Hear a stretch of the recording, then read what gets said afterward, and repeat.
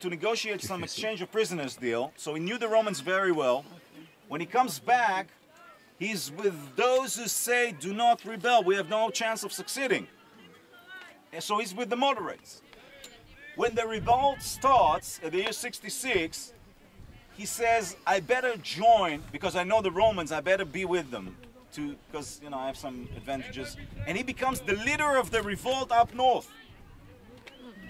And when his headquarters in the city of Yotfat falls to the hands of the Romans, him and 25 of his officers are hiding in a cave.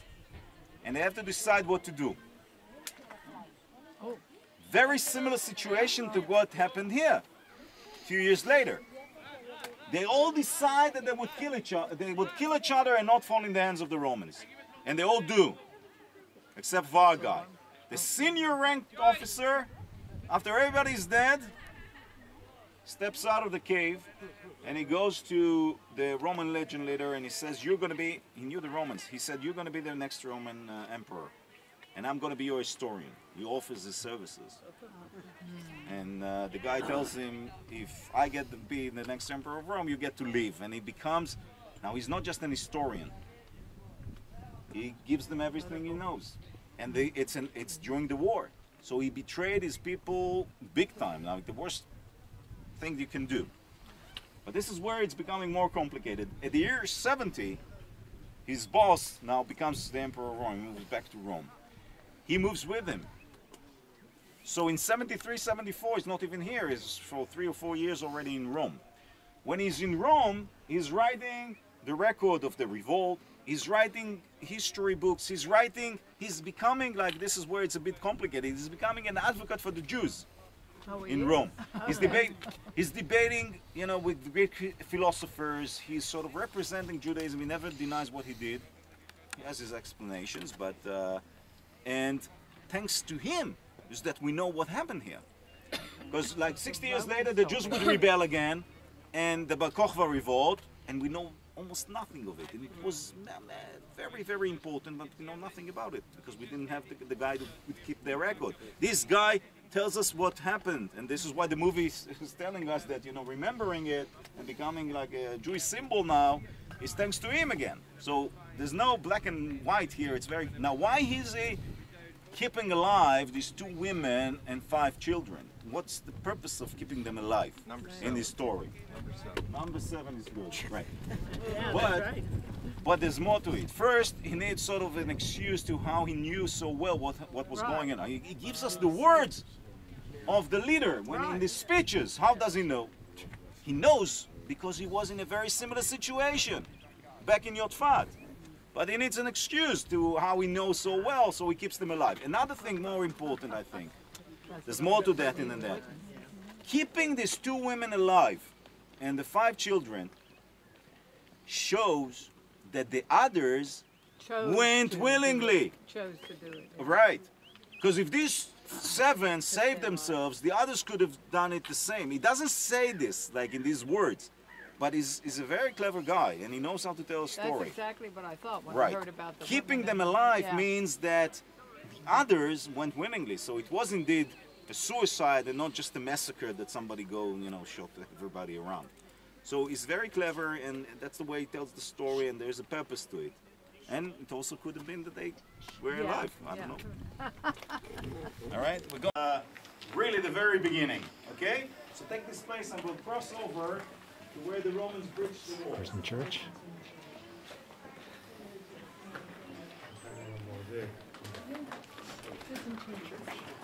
Yeah, Byzantine church.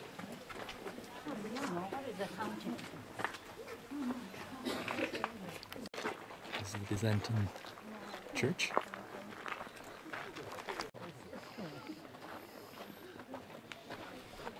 This is the, we just walked, by the way, coming here, we walked by the Byzantine church that I mentioned.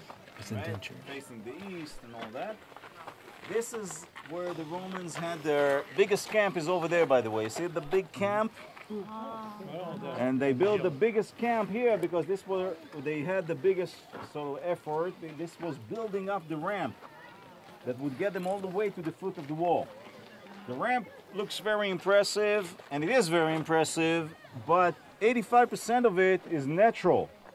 It was like a ridge climbing up. All they had to do was to build like a wooden construction into which they piled more dirt and rocks and stuff, and just complete it with the top 15%. Coming up this trail now, you can still see the wood sticking out of the wooden sort of...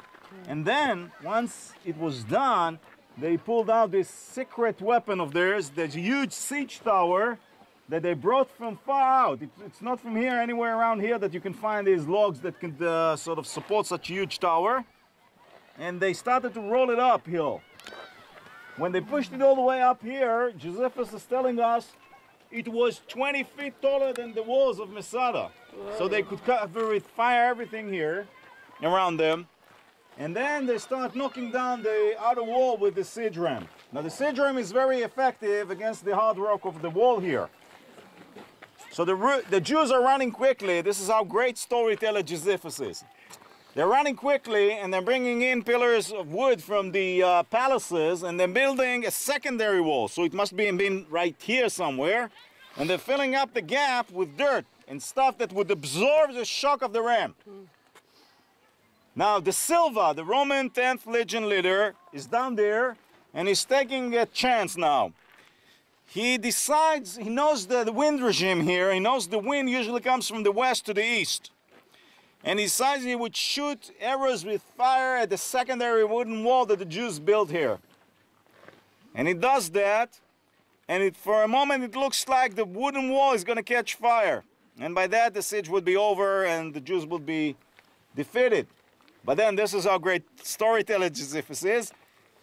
He says that all of a sudden the wind changed its direction. And you feel the wind, a little bit of it right now? It started to come from the east. And for a moment it looked like the siege tower is going to catch fire, and that would be the end of the siege, because this would take ages to bring back from wherever it was brought. But this is the Roman Empire. Nothing is left for chance. Everything is by the protocol. This siege tower is covered with wet animal skin, so it won't catch fire easily. And after a couple minutes, the wind changes its direction again to the normal direction, and the secondary wall catches fire and crumble. It's late afternoon. The Romans have no business to fight during nighttime. They're not in a hurry. They're pulling back to their camp over there, and the Jews are pulling back to their sort of quarters inside on the castle here, in the castle here, for the very dramatic last night of Masada. Next morning, they would step through here, and they would be ready for battle, right? But there would be this very quiet, strange quiet that would sort of sit on this place, and very quickly they figured out what happened here. So this is, very rare that you get an historical record and you sit right at the exact, square foot where it took place. Right here is this where these two civilizations were clashing. The Romans then burned the bodies, take whatever they could. They don't leave the mountain. For 230 years, they're keeping a force here. You see, inside the bigger camp, there is a smaller camp on the remote corner. This is the camp of the Roman force that was here all the way to the year 300.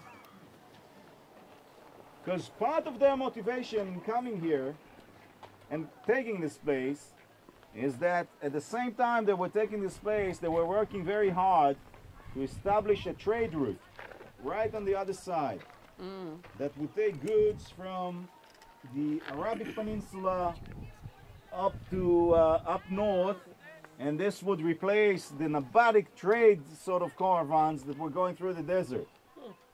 Eventually they would succeed in this, and they would build the Via Traiana. It's at the beginning of the 2nd century. There will be the trade route that would be very busy, and they cannot afford keeping here the Jews. This is part of the motivation of coming all the way here, and they're keeping this force here to keep an eye on what's going on for another 230 years, till the year 300. This is when the 10th Legion is going down to Eilat, by the way, like some of us are going to do at the end of this trip. But they're not going down for vacation. They're to do some work. Is the camp a reconstruction, or is this? No, that's how it was.